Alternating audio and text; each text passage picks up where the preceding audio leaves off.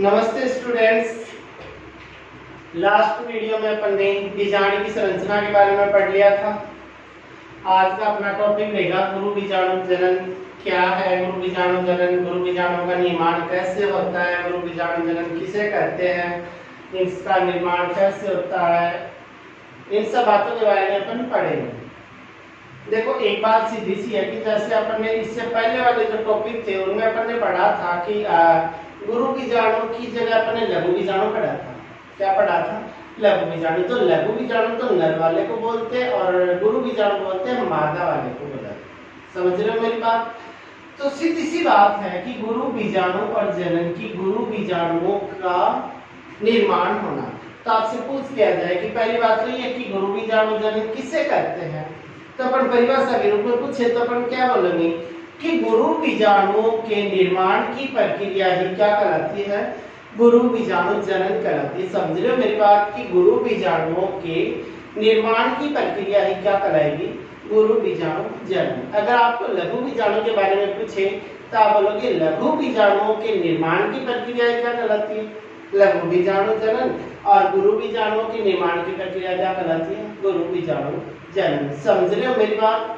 अब देखो आगे की बात करें तो अपन ने बीजाणु की जो संरचना पढ़ी थी उस संरचना में अपन ने इस प्रकार से पाठ पढ़ा था, इस प्रकार से ऐसे। इस वाले भाग को बोल रहे थे बीजांड काय। क्या बोल रहे थे? बीजांड काय। फिर अपन ने ये भी पढ़ा था कि जो बीजांड जो काय होता है उसकी जो कोशिकाएं होती है वो मर्दूतक होती है। क्या पढ़ा था? उसकी जो कोशिकाएं होती है वो मर्दूतक होती है। तो देखो ये बीजांड काय है, इस प्रकार से ये बीजांड काय है।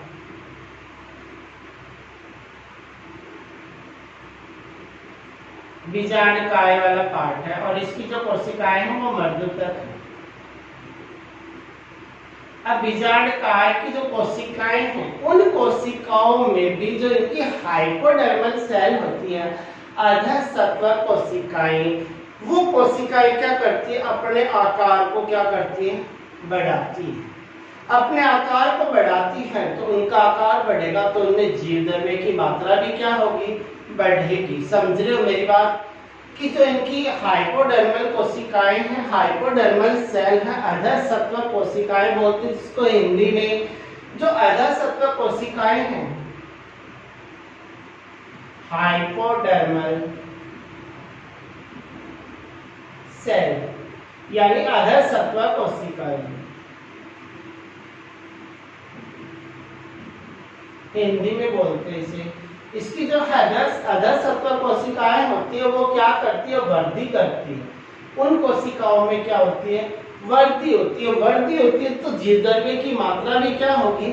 बढ़ेगी। और वृद्धि करके जीवद्रव्य की मात्रा को बढ़ा करके ये जिन कोशिकाओं का निर्माण करते हैं उन कोशिकाओं को बोला जाता है आर्किस्पोरियल सेल यानी परपसु कोशिका। क्या बोला जाता है? परपसु कोशिका।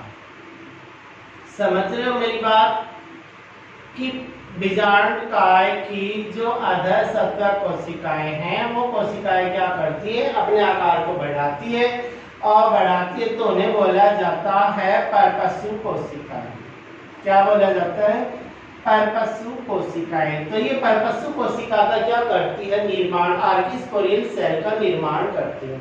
अब ये जो परपसु जो कोशिका है उसमें होता है परिणत विभाजन। कौन सा विभाजन होगा?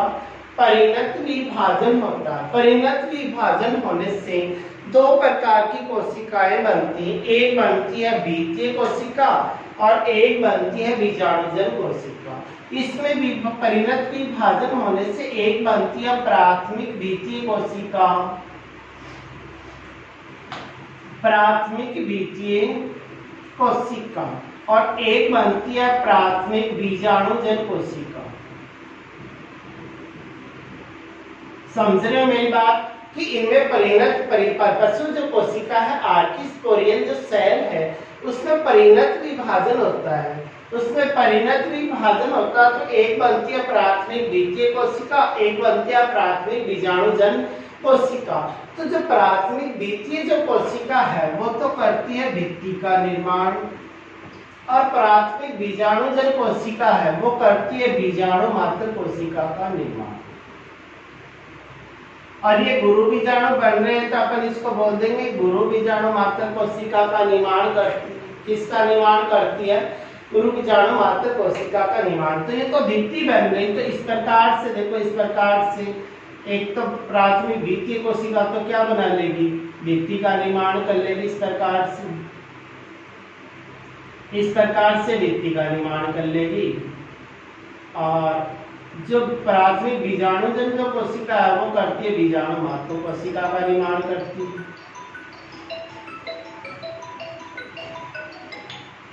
समझ रहे हो मेरी बात? कि एक बनती है प्राथमिक द्वितीय कोशिका, ये तो भित्ति का निर्माण करती है, और ये जो अंदर बन रही है बनती है प्राथमिक, सीधा बोल सकते हैं अपन क्या कि बीजाणु मात्र कोशिका, बीजाणु मात्र कोशिका। इस प्रकार से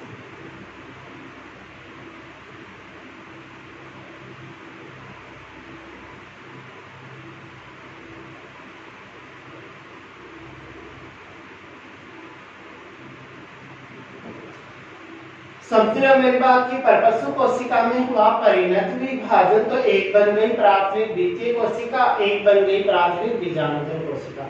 जो द्वितीय जो कोशिका है वो तो करती है भित्ति का निर्माण, और प्राथमिक बीजाणुजन कोशिका वो करती है बीजाणु मात्र कोशिका का निर्माण करती है। समझ रहे हो मेरी बात? अब ये जो बीजाणु मात्र कोशिका है या गुरु बीजाणु मात्र कोशिका है, इस कोशिका में होता है अर्धसूत्री विभाजन। क्या होता है? इसमें होता है अर्धसूत्री विभाजन। अब आपको एक बात मैंने बताई थी कि एक अर्धसूत्री विभाजन से 4 कोशिकाएं बनती है। समझ रहे हो मेरी बात? तो इसमें एक बार अर्धसूत्री विभाजन होगा तो 4 कोशिकाएं बनेंगी, और वो चारों कोशिकाएं रेखीय रूप में इस प्रकार व्यवस्थित हो जाएंगी। देखो इस प्रकार से, ये तो थी द्वितीय कोशिका जो भित्ति बना रही थी, और ये जो चारों कोशिकाएं इस प्रकार से रेखीय रूप में क्या हो जाएंगी? व्यवस्थित हो जाएंगी।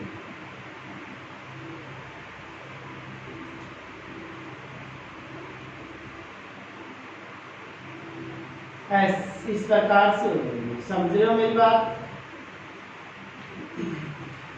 इस बीजाणु मात्र कोशिका में अर्धसूत्री विभाजन हुआ तो 4 कोशिकाएं बन गई, और ये जो चारों कोशिकाएं हैं वो क्या होती है? रेखीय रूप में व्यवस्थित हो जाती है। समझ रहे हो मेरी बात? जिनको बोला जाता है बीजाणु। क्या बोला जाता है? बीजाणु बोला जाता है। अब इनमें भी जो 3 जो कोशिकाएं होती है वो तो रहती है निष्क्रिय फॉर्म में।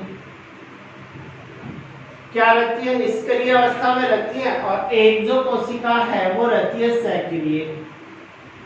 तो जो निष्क्रिय जो कोशिकाएं वो तो क्या करती हैं? जो सक्रिय जो कोशिका है उसको पोषण देने का काम करेंगे, और सक्रिय कोशिका इनसे पोषण लेकर के अपने आकार को क्या करती है? बढ़ाती है, और अपने आकार को बढ़ा करके ये क्या करेंगे? इस प्रकार से ये तो बन गई आपकी द्वितीय कोशिका, भित्ति बन गई दोनों तरफ से, और ये जो सक्रिय थी ना ये आकार में बड़ी हो जाएगी। इस प्रकार से ऐसे कोशिकाएं जुड़ी हुई हैं, इसको बोला जाता है भ्रूण कोश। क्या बोलोगे? भ्रूण कोश। तो भ्रूण कोश का क्या हो गया?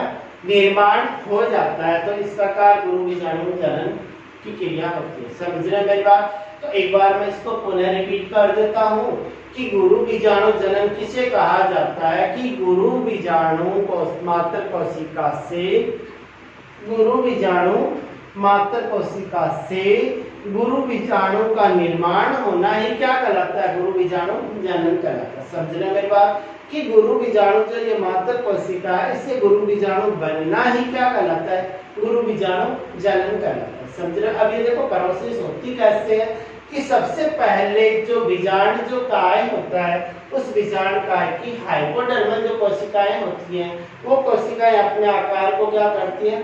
बढ़ाती है, जीवद्रव्य को बढ़ाती है।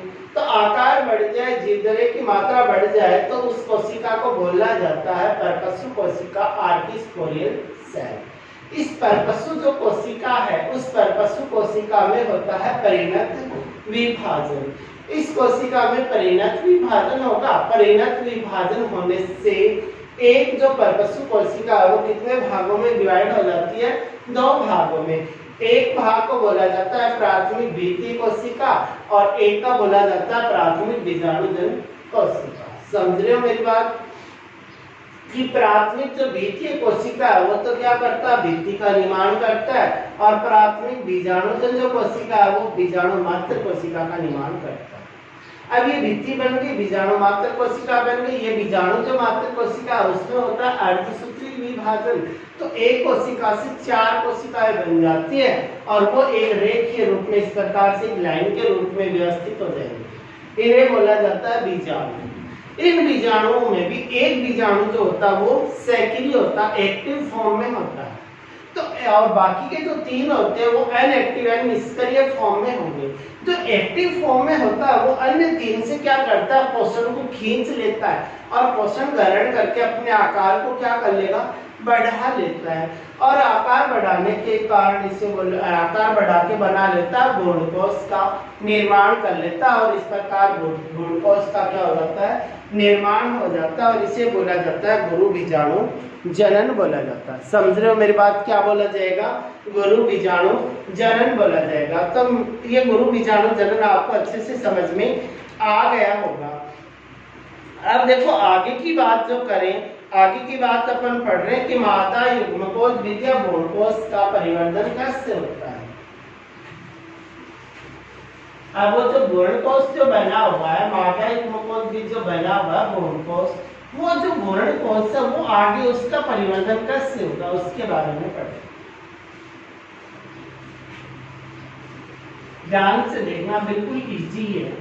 आपको अगर आप ध्यान से देखोगे पढ़ोगे तो आप वीडियो लास्ट तक सुनोगे तो आपको जरूर समझ में आ जाएगा अच्छे से। समझ रहे हो मेरी बात?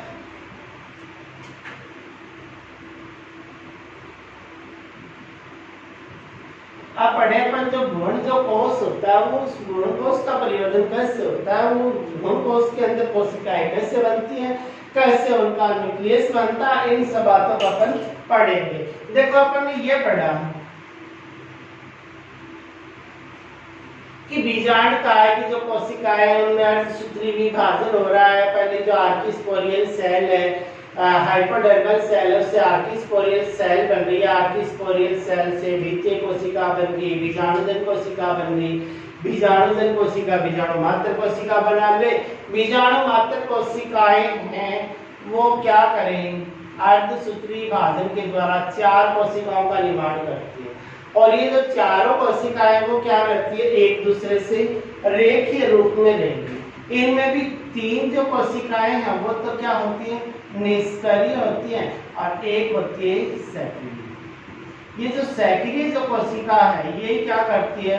भ्रूणकोश का निर्माण करती है। समझ रहे मेरी बात? अब देखो ध्यान से, ये बीजांडकाय है। क्या है? बीजांडकाय। इस बीजांडकाय के अंदर है ये भ्रूणकोश स्थित है और ये भ्रूणकोश का केंद्रक है। समझ रहे हो मेरी बात? की ये बीजांडकाय है। क्या बोलोगे आप इसे? बीजांडकाय बोलोगे। इस प्रकार से कोशिकाएं हैं बीजांडकाय।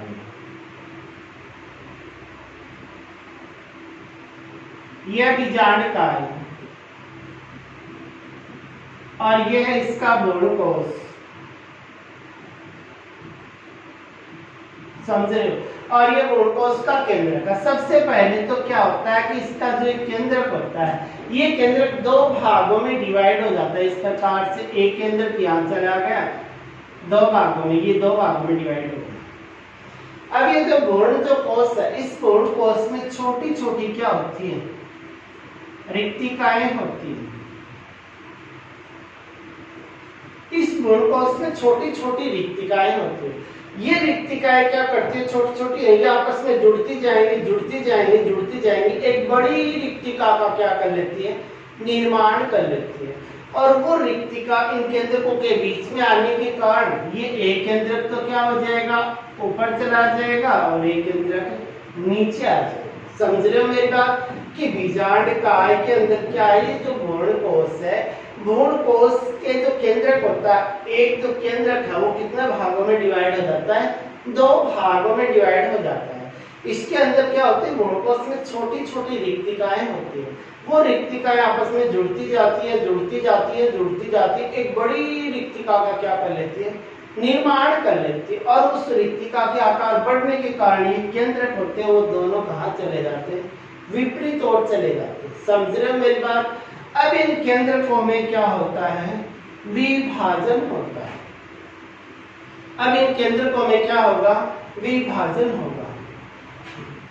ये बीजांडकाय था, ये भ्रूणकोश था, एक केंद्रक यहाँ चला गया, एक केंद्रक यहाँ चला गया। इन केंद्रकों में होती है विभाजन की क्रिया। एक बार विभाजन होगा तो एक केंद्र कितने भागों में बट गया, 2 भागों में।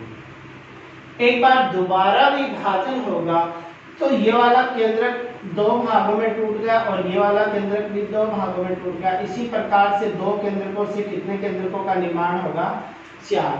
तो 2 केंद्रकों से 4 केंद्रक तो यहाँ बन गए और 4 केंद्रक यहाँ बन गए। कितने विभाजन से, 2 बार विभाजन से। तो देखो एक बार विभाजन तो यहाँ हो गया, 2 बार विभाजन यहाँ हो गया। टोटल कितने विभाजन हुए, 3। तो भ्रूणकोश में कितने विभाजन होते हैं, 3 बार विभाजन होता है। समझ रहे हैं मेरी बात।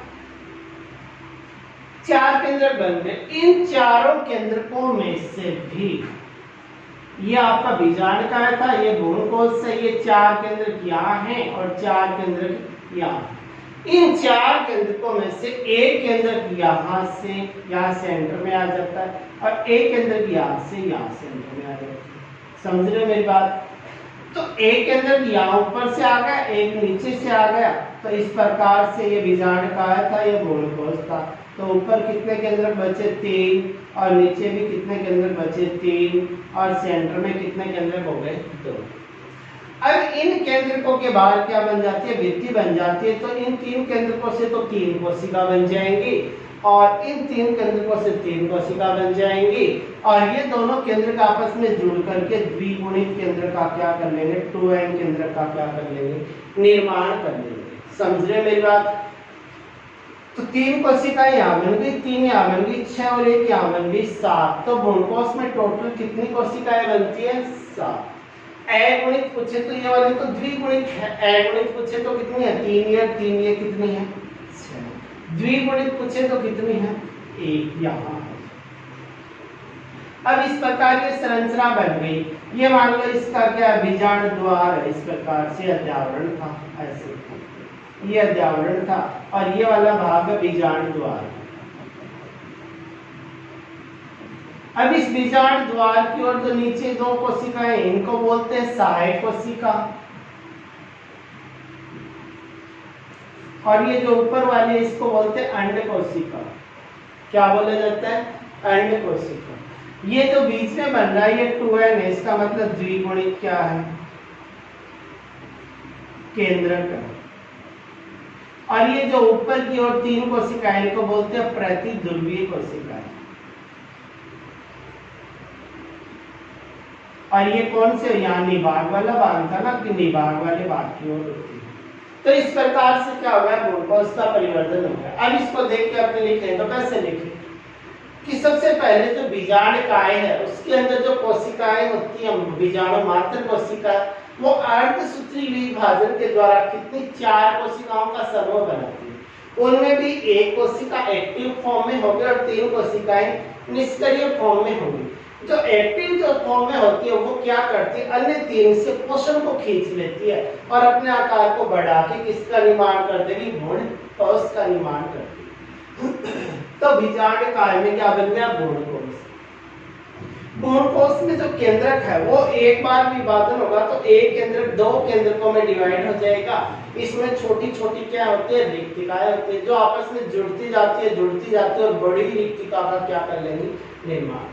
और रिक्तिका का आकार बढ़ेगा तो केंद्र क्या हो जाते हैं, दोनों ओर ध्रुवों की ओर चले जाते हैं। अब यहाँ जाने के बाद इन केंद्रकों में 2 बार विभाजन होता तो 4 केंद्रक तो एक भाग में बन जाएंगे और 4 दूसरे भाग में बन जाएंगे। इन दोनों भागों में से भी एक एक केंद्रक होता है, वो सेंटर की ओर आएगा, एक ऊपर से आता है और एक नीचे से आता है।